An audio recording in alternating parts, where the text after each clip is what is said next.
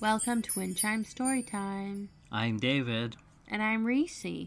Today we are reading Alice in Wonderland by Lewis Carroll. Let's join Alice as she reads in a low glade and sees something interesting she's never seen before. Alice was beginning to get very tired of sitting by her sister on the bank and of having nothing to do. Once or twice she had peeped into the book her sister was reading, but it had no pictures or conversations in it. And what is the use of a book, thought Alice, without pictures or conversations? So she was considering in her own mind, as well as she could, for the hot day had made her feel very sleepy and stupid, whether the pleasure of making a daisy chain would be worth the trouble of getting up and picking the daisies, when suddenly a white rabbit with pink eyes ran close by her.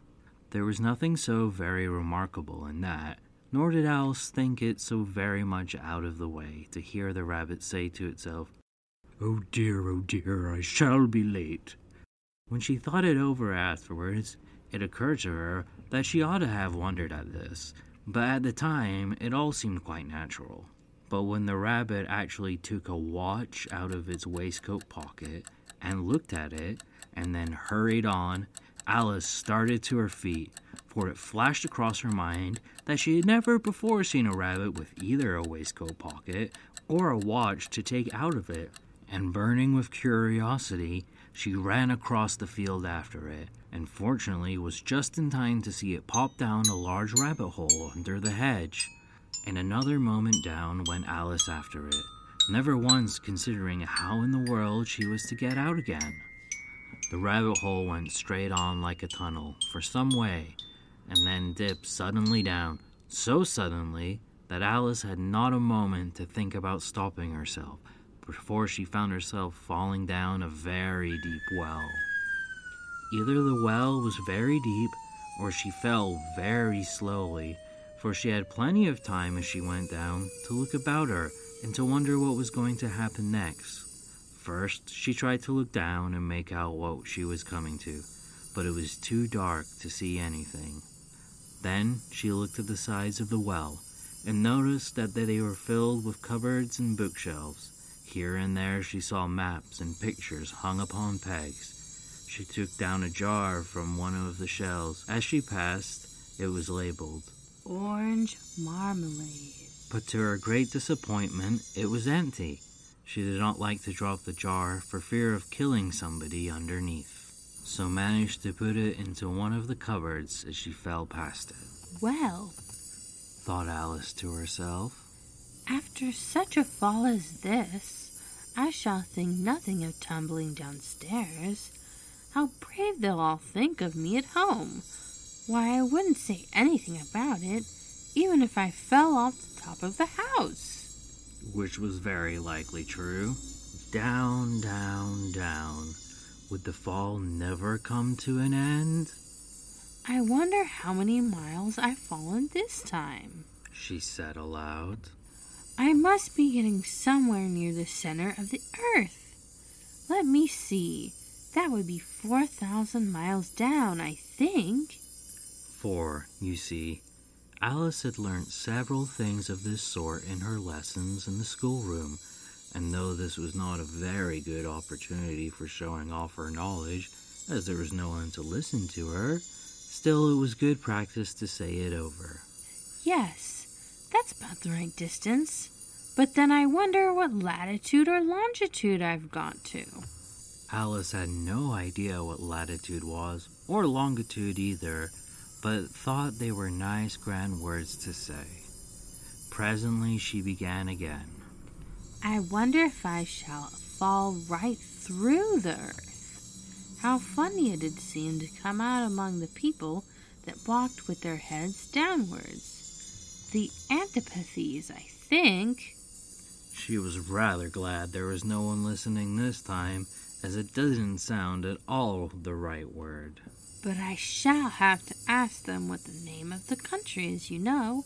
Please, ma'am, is this New Zealand or Australia? And she tried to curtsy as she spoke, Fancy courtesying as you're falling through the air. Do you think you could manage it? And what an ignorant little girl she'll think me for asking. No, it'll never do to ask. Perhaps I shall see it written up somewhere. Down, down, down. There was nothing else to do, so Alice soon began talking again. Dinah'll miss me very much tonight, I should think. Dinah was the cat. I hope they'll remember her saucer of milk at tea time. Dinah, my dear, I wish you were down here with me. There are no mice in the air, I'm afraid, but you might catch a bat, and that's very much like a mouse, you know. But do cats eat bats, I wonder? And here Alice began to get rather sleepy, and went on saying to herself in a dreamy sort of way, Do cats eat bats? Do cats eat bats? And sometimes, Do bats eat cats? For you see, as she couldn't answer either question, it didn't much matter which way she put it. She felt that she was dozing off and had just begun to dream that she was walking hand in hand with Dinah and saying to her very earnestly, Now, Dinah, tell me the truth. Did you ever eat a bat? When suddenly, thump, thump, down she came upon a heap of sticks and dry leaves, and the fall was over. Alice was not a bit hurt, and she jumped up onto her feet in a moment. She looked up, but it was all dark overhead. Before her was another long passage, and the white rabbit was still in sight, hurrying down it. There was not a moment to be lost. Away went Alice like the wind, and was just in time to hear it saying, as it turned a corner, Oh, my ears and whiskers, how late it's getting. She was so close behind it when she turned the corner, but the rabbit was no longer to be seen. She found herself in a long, low hall, which was lit up by a row of lamps hanging from the roof. There were doors all around the hall, but they were all locked, and when Alice had been all the way down one side and up the other, trying every door, she walked sadly down the middle, wondering how she was ever to get out again. Suddenly, she came upon a little three-legged table, all made of solid glass.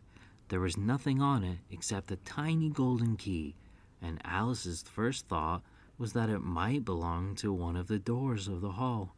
But alas, either the locks were too large or the key was too small. But at any rate, it would not open any of them. However, on the second time round, she came upon a low curtain she had not noticed before, and behind it was a little door about 15 inches high. She tried the little golden key in the lock, and to her great delight, it fitted. Alice opened the door and found that it led into a small passage, not much larger than a rat hole. She knelt down and looked along the passage into the loveliest garden you ever saw. How she longed to get out of that dark hall and wander about among those beds of bright flowers and those cool fountains. But she could not even get her head through the doorway. And even if my head would go through, thought poor Alice, it would be of very little use without my shoulders. Oh, how I wish I could shut up like a telescope. I think I could, if only I knew how to begin. For you see, so many out-of-the-way things had happened lately that Alice had begun to think that very few things indeed were really impossible.